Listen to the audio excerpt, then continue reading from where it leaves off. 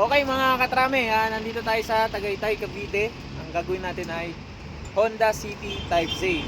2000 model. Ang naging problem ay alternator. Nalobatan sila sir, taga Santa Maria, Bulacan pa sila. Pupunta sila dito sa Tagaytay. Nung malapit na sila, doon sila inakot. Kagabihin natin sila ni rescue. Ngayon, wala tayong pyesang makuhanan. Hindi ngayong araw natin gagawin yung sasakyan. Stay tuned lang kayo dyan.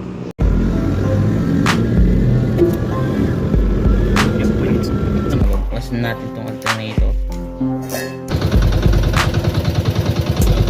Okay guys, welcome back to our channel. Rescue na naman tayo.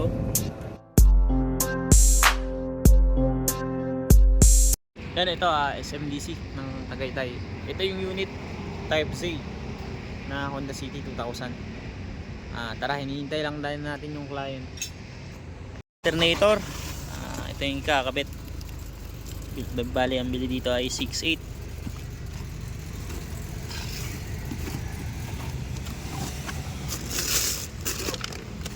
Ay sir, sir, ito yung alternator.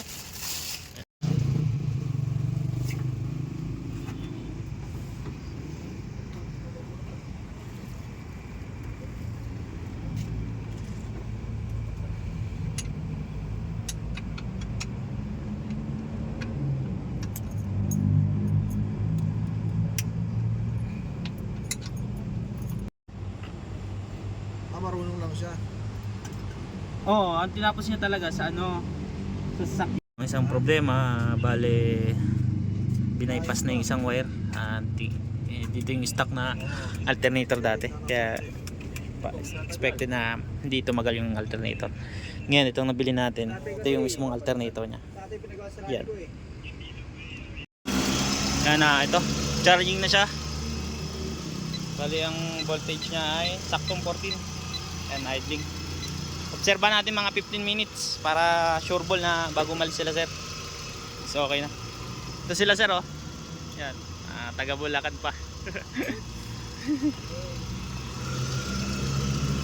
Observe lang natin ng mga 15 minutes para sure na walang aberya. Yan.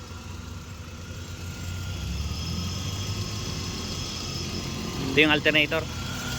Bago na yan. Dito walang battery sign. Okay, normal. Discharging na.